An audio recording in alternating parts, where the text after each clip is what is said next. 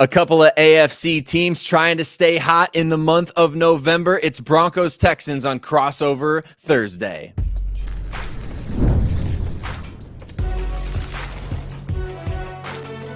You are Locked On NFL Crossover, part of the Locked On Podcast Network.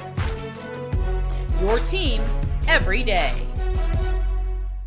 Broncos fans, Texans fans, a lot to look forward to at the start of the month of November. The Broncos, they've won 5 straight games. The Texans, they've won 3 of their last 4. And these two teams, man, they're looking to stay hot here. A couple of the best defenses in the NFL going up against each other. We'll talk some wide receiver corner matchups on this episode. And obviously our keys to victory for both of these teams.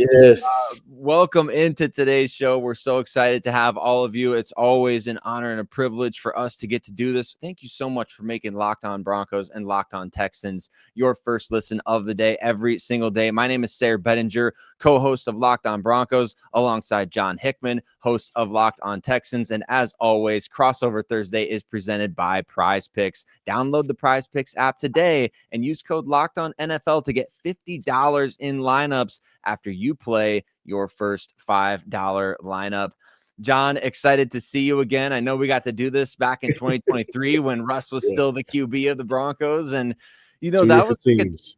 It was very, very different teams, right? I mean, the Broncos have transformed so much since that point, but I think a lot of Broncos country views that game as sort of the before and after with the Sean Payton, Russell Wilson era, right? Because that was the Broncos were kind of on the cusp of making a little playoff run at that time. The Texans were obviously one of the hotter teams in the league at that time, CJ Stroud's rookie year.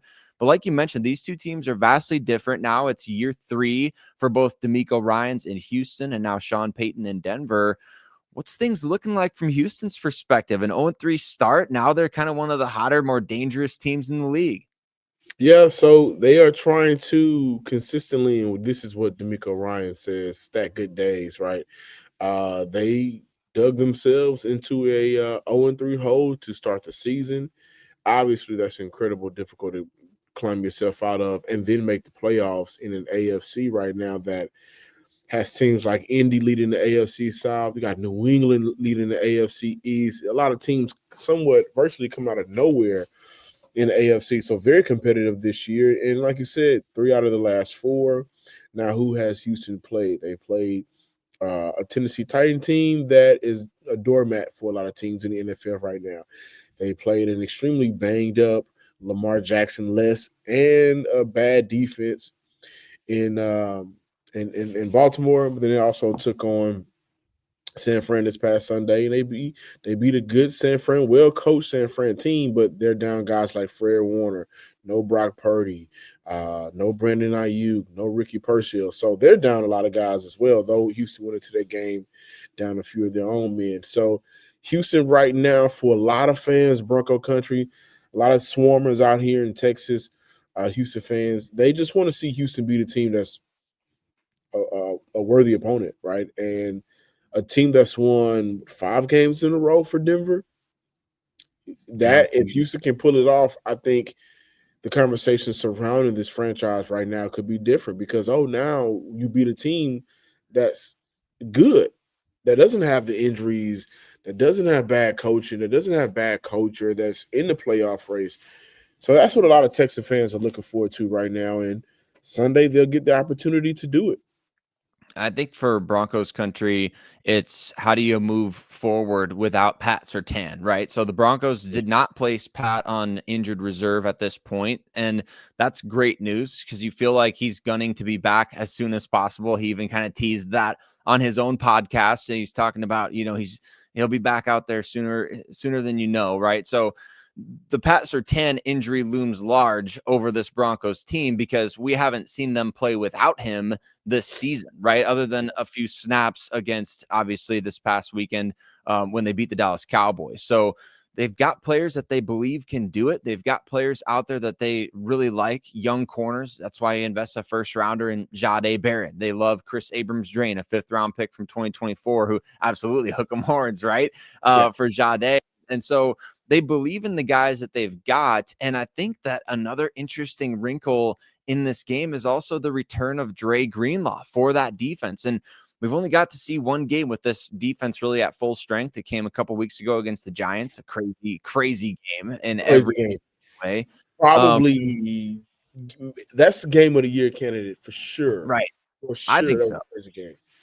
Yeah, 99.8% chance to lose at 26-8 or whatever it was in that game. So pretty crazy stuff. But I think that's the biggest storyline for Denver this week, and maybe even both teams, is these defenses going up against offenses with young quarterbacks. Which defense can really flex its muscles?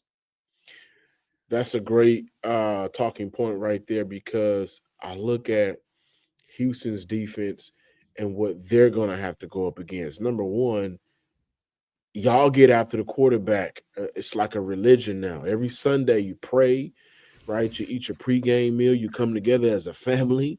You pray to the football guys, and then they bless you with sacks. I think you guys are averaging 4 sacks a game, and I think, what is it, up to 35, 36 on the year.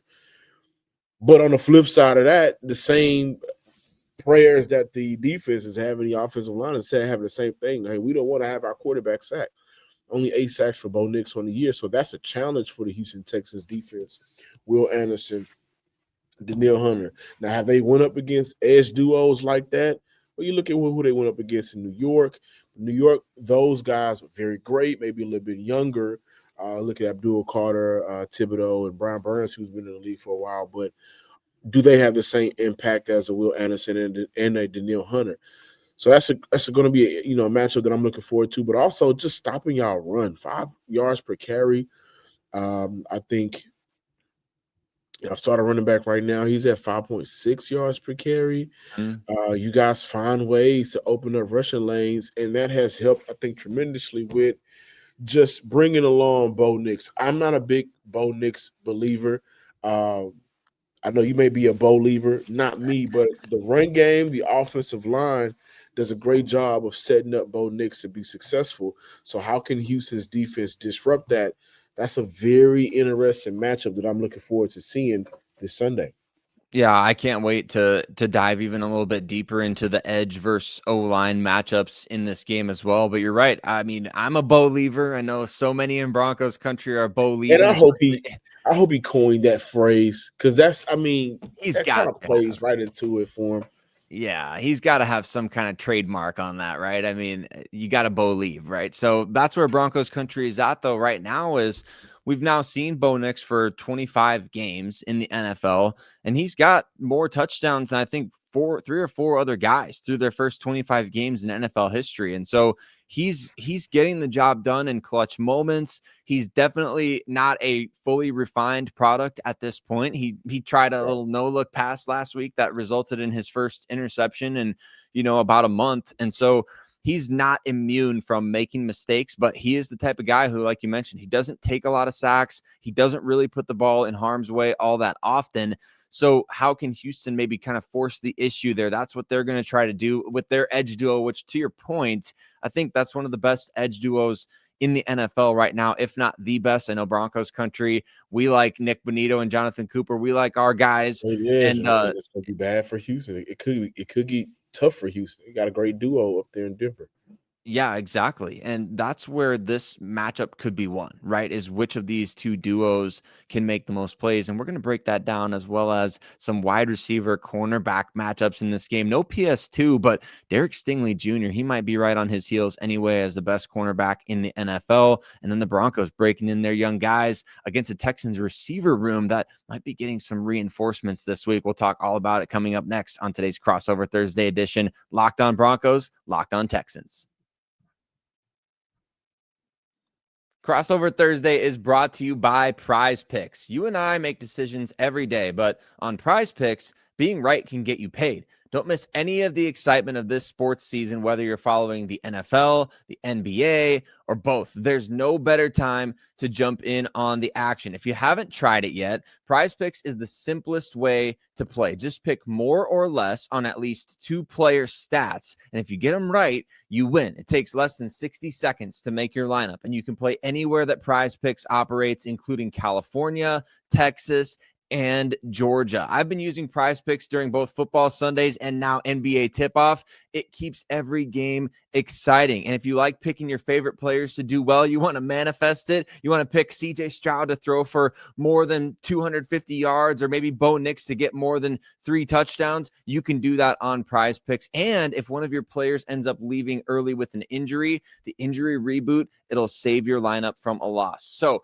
download the PrizePicks app today and use code LOCKEDONNFL to get $50 in lineups after you play your first $5 lineup. That's code LOCKEDONNFL for $50 in lineups after your first $5 lineup. PrizePicks, it's good to be right. Crossover Thursday is also brought to you by Monarch. Let's be honest, most of us can't even name all of our financial accounts, let alone like what they're worth, right? Between 401ks, savings, and investments, it's so easy to lose track, and that can mean leaving money on the table. That's why I started using Monarch, an all-in-one personal finance tool that brings your entire financial life together in one clean, easy to use interface, whether it's on your laptop or on your phone. It helped me organize all my accounts, track my spending, and get a better handle on my investments without even having to touch a spreadsheet. I love that I can review everything with my wife, see our shared goals, and make our better financial decisions together. Monarch's visual dashboards and smart tools, they make it so easy to understand where our money is going and how to make it work harder for us. So don't let the financial opportunity slip through the cracks. Use code LOCKEDONNFL at monarch.com for 50% off your first year. That's monarch.com, code LOCKEDONNFL for half off your first year. The expectation is that this is going to be a low-scoring game between the Broncos and the Texans, a defensive battle, but the playmakers, they're still going to have to come out and make plays. We're going to talk Broncos receivers versus obviously the Houston corners, and then vice versa. Which side is going to get the upper hand in this matchup? We're going to break it all down on today's Crossover Thursday edition. Locked On Broncos, Locked On Texans. Thank you once again to all of you that make us your first listen of the day every single day. We really appreciate you so much for doing so. John, I want to throw this to you. Let's talk about matchups in this game. Receivers versus corners, edge rushers versus tackles. I mean, take your pick here. This is going to be a really, really great game with matchups within the matchups, if you will. Yeah, absolutely. Drake Greenlaw is coming back. So at that second level, curious to see what his impact is going to look like for the linebacker room, because last week, Fred Warner for San Fran was out. And then we see CJ Stroud go for, I think it was 11 of 11 with a perfect passer rating, over 100 yards in the middle of the field, short middle of the field. So, that played a huge role into how Houston was able to kind of neutralize the San Francisco rush. And I think that should be the game plan against Denver. To protect him, right? When CJ Stroud has time, or when he's not on his back, he's a different quarterback. And so I think that's a matchup as well. But you're absolutely right. Even with PS2 out, one of the best nicknames to have in sports, especially for us 90s kids. But with PS2 out, how can Houston really take advantage of that? Now, Nico Collins is expected to be back. Christian Kirk is expected to be back. Rookie receivers Jalen Noah, Jaden Higgins, they've been able to kind of have some good moments for Houston sporadically, but throughout the year. But that leaves a rookie cornerback out there with Barron, and then whoever the backup vet is. So that's a matchup that I think plays into the Houston Texans' favor. Now, on the flip side, you guys have an X factor who I really do like, and it seems like every time I watch a Broncos game, I watch a Broncos highlight, I may be on social media just scrolling, and especially as of late, I'm seeing Troy Franklin wide open. So can you give our Texan fans, our swarmers out here, a little bit of insight about Troy Franklin himself, and then also just how good has that receiving room? It doesn't get a lot of, the conversations around best receiving rooms in the league. You don't hear Denver a lot, but all things considered, a solid group that can make plays. Yeah, Troy Franklin has really taken a big step in his second NFL season. Now, some of the issues that plagued him as a rookie, which were drops or not necessarily cashing in on all of his opportunities, some of those issues are still there a little bit, but we're seeing a major concerted effort from Sean Payton to get him involved. Sean Payton believes that Troy is one of the best yak receivers on the team, so he's getting him a ton of opportunities in that way. And he's also expanding the route tree. We saw that in a big way against the Dallas Cowboys. Now, I don't know that anybody really could name many of the corners that Dallas had playing last week. So there is a bit of a caveat to that. But at the same time, you just want to see your guy go out there and make plays regardless. He's a second-year player who struggled as a rookie. You want to see him make plays in a regular season game. Troy is doing that. He's got 18 targets over the last 2 weeks. He wins with big-time speed. He's making plays in the red zone, and he's got that after-the-catch kind of just a little bit of sauce to his game, right? That he can add into the mix. You give him the ball on a quick screen or swing pass out to, wherever side of the formation he's on. And he's a threat. He is a threat in that way to kind of get upfield in a hurry. And the Broncos believe in his ability to do that. So alongside Courtland Sutton, he's kind of developing now into their clear wide receiver 2 this season. Yeah. And I think with his ability to get open now, granted, Sutton and Franklin and Mims, who's been in certain spots, they're going to have to go up against Derek Stingley, who I think is starting to kind of feel and play like himself a little bit more. He had the oblique injury to start off this year, and it's been rough for him, especially against JSN. But I think he's starting to feel himself a little bit more, but also Kamari Lassiter, who does a great job. You talk about Troy Franklin and his ability. He leads a team for Denver in yak yards. His ability to get open and then get upfield. Well, the matchup between Franklin and Kamari Lassiter, because on the flip side, Kamari Lassiter, guys, does a great job of he don't allow a lot of yak yards. I think that when we look at the small nuances of the game and what matters the most, making sure that 7 doesn't turn into 15, or those opportunities where receivers can cut up field and get additional yards. Kamari Lassiter plays well into that, so I think that he's going to have a good game, and he's going to have a good day. Now, I talked a little bit about the running back room, and how well you guys have been able to run the ball. Why is this team so good? I mean, it's a Sean Payton offense. They're built well up front to protect the quarterback and run the ball, but what has it been from the running backs themselves that has helped this offense get to where they are now? I think it's the addition and the inclusion of J.K. Dobbins in the mix, as well as R.J. Harvey, who was just named the NFL Offensive Rookie of the Week this week. I think big-time stuff from those two guys, especially against Dallas. I mean, J.K. Dobbins had his second 100-plus yard game of the season, which that was almost as rare as the lunar eclipse, for the Denver Broncos for a couple of seasons there where they didn't have one for like 34 games or so. JK has helped turn that running game around.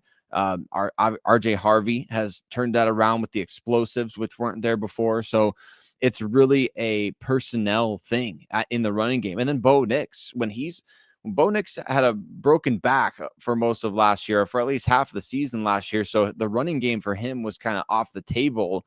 Now he's kind of back in the mix as well, getting designed quarterback runs, or, you're getting the read option stuff. And there's just more wrinkles, I'd say, in the running game than last year, where you felt like it was, all right, hand it off to Javonte Williams for 1, 2, or 3 yards or a negative play. And that's really all you can manage at that point. So the personnel has been huge for Denver. That's major. This is one of those games, and I know we're going to get the keys to victory and have that conversation, but D'Amico versus Sean Payton. Offensive coach, classic offensive coach versus defensive coach. The y'all defensive coordinator with years and years of experience versus a first-time play caller here in Houston and Nick Caley. So and D'Amico and Sean Payton, they went up against each other before coaching a couple of years ago, right? And that game ended with a few interceptions from Russell Wilson, which was probably the moment Sean Payton knew I had to get off of him. He's not going to be my quarterback for the future. A good back and forth game, but this is one of those moments where which coach is going to coach better? Which coach and their expertise will pull the most out of their guys. And so for Houston's defense, top in the league in a lot of categories. Ironically, the only thing that they're not top in the league in right now is sacks, but they're top in the league in terms of pressure and pressure rates. How can D'Amico neutralize Sean Payton's offense? And that's the battle that I'm really looking forward to. That's going to be such a great chess match between those two guys. And then, like you mentioned, Vance Joseph on the other side, who's been kind of a madman, when it comes to the way that he calls a defense, and certainly different this week, though. That's going to be one of the major keys to victory. We talk about the chess match, but obviously how different is Vance Joseph's coverage scheme going to look without Pat Surtain out there? That will be fascinating. Will the Broncos change their identity on defense? Can CJ Stroud and that Texans offense keep stacking and keep building? We're breaking down keys to victory coming up next on Crossover Thursday edition, Locked On Broncos, Locked On Texans. Crossover Thursday is brought to you by Mazda, and Mazda crafts cars for those who do more than simply move. Mazda delivers confidence with every ride, with more IIHS Top Safety Pick Plus awards than anyone else. From footwork to breathwork, athletes, they sweat all the details, right? Mazda brings that same intention to how they craft every single model. You can feel Japanese craftsmanship in every detail, from the metallic accents to available Napa leather upholstery. You can make everyday drives feel like anything but, from smooth handling to intuitive controls. And with all-wheel drive standard in every crossover SUV, you can drive with confidence through almost any season. Like our players, we sweat every detail, because when you make every move count, impossible becomes irrelevant. Mazda, move and be moved. Jumping into the fourth quarter of Crossover Thursday here, and we're breaking down keys to victory for the Denver Broncos and the Houston Texans here in Week 9, a big-time AFC showdown for the Broncos on the road in Houston. The Texans trying to get November off to a great start. The Broncos trying to keep that winning streak going. How is either of that going to happen? John, I want to throw it to you first. You guys are the home team this week. What's got to happen for the Texans to beat the Broncos here in Week 9? The front four for Houston's defense got to get after Bo Nix. Bo Nix has been very good against the blitz this year. When blitz, he has a 64, nearly 65 completion percentage, 6.5 yards per attempt, 7 TDs, 1 interception. Those are some of his better numbers altogether. So for Houston's defense, I talk about the matchup between the tackles. Will Anderson and Danielle Hunter, they have to rise to the occasion. Houston's defense, their best players got to be their best players, and they got to be better than the best players for Denver. So I think that's key, because I gave you guys when Bo Nix is blitzed this year how well he's doing. But when he's under pressure, only 281 yards, 4.3 yards per attempt, 2 TDs, 1 interception, though, but a completion percentage of 44.6, 3 turnover-worthy plays as well. So he's a player that when he has, and he also has, 13 passaways under pressure. So just get the ball out, right? Live for another down.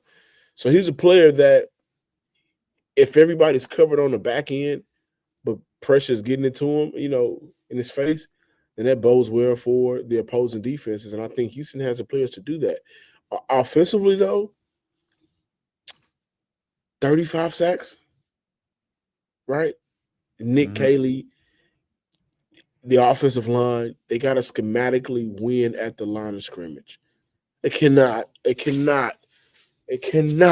allow for Denver's front four to get hot. Now, y'all coming from the Mile High City, right? It's cold up there in Denver right now. It's a little windy out here in Houston, but a cold team, a cold franchise can't come out here and get hot, man. So, if we start to see that front four and that pressure start to get to CJ Stroud, then what my worry is, okay, then the second level of their defense is going to turn up. And then we look at, even without having PS2, Riley Moss, Jahdae Barron, that back end of the defense is going to start turning up, because they know, our guys up front got it handled. That's the scariest thing that I fear for the Houston Texans this Sunday. That's exactly where the Broncos want to maximize. I think the players that they do have is getting that pressure from the front four and then letting the rest of that secondary kind of do its thing. It's been a bit of a feast or famine kind of year for the secondary, even with Pat Surtain, right? I mean, Riley Moss is targeted more than any corner in the entire NFL this season, and he also has the lowest completion rate allowed. So he's making plays, but he's also getting flagged a lot. He's giving up some big plays, right? So there's a feast or famine element to it that teams are willing to attack the Broncos deep downfield, even with Talanoa Hufanga and Brandon Jones on the back end, right? Like those guys are utilized in such different ways. And with PS2 not out there, it'll be fascinating to see, does Vance Joseph switch like he did last year when Riley Moss was hurt, switching from a primary man scheme to a lot more zone coverage? I don't think you necessarily have to do that, because last year it was Levi Wallace replacing Pat Surtain. This year it's going to be Chris Abrams-Drain, Jahdae Barron. You still got Jaquan McMillan in the slot. So we'll see what those guys can do. It's funny that you mentioned Bo Nix against the blitz. He was actually asked about that on Wednesday, and he had a pretty funny answer. He's like, wow, I didn't know those numbers. He's like, maybe teams won't blitz us as much anymore, but I don't know if that's necessarily going to be the case. So we'll see what happens, because like you mentioned, when he is under pressure, when that pressure does get to him, he's less willing to put the ball in harm's way and more willing just to kind of eat the throwaways or, throw it short of the sticks. And that's just as good. Oftentimes you get that extra possession for your offense. I got a question. How good has the guards been for Denver this season? Yeah, that's a great question.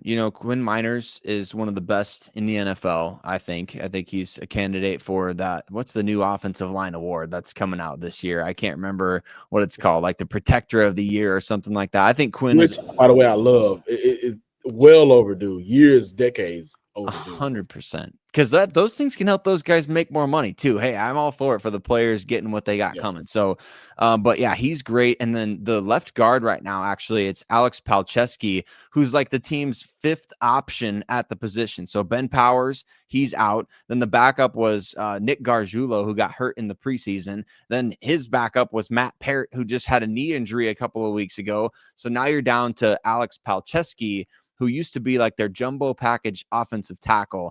Now he's starting at left guard. And Sean Payton just said on Wednesday, he's like, man, he doesn't look like he's just a fill-in at that position. So he's been playing pretty well. That's good. Yeah, I asked that because Houston, again, I think the game plan at times send pressure, an extra guy too at Bo Nix. But what I like about Houston's defense, their D tackle unit, not a household name in sight, but those guys are extremely, extremely tough to deal with up front. And how Houston's defense is built, they can create pressure, especially depending on the matchup, inside to out. And Will Anderson doesn't allow a lot of quarterbacks to run away from him. Danielle Hunter doesn't allow a lot of quarterbacks to run away from him. So, like, if a quarterback breaks the pocket, they'll chase him down and they'll make a play. So I just wanted to, for our listeners' sake, just to get an insight on how the interior offensive line for Denver has been playing through 8 weeks. And that's another key matchup.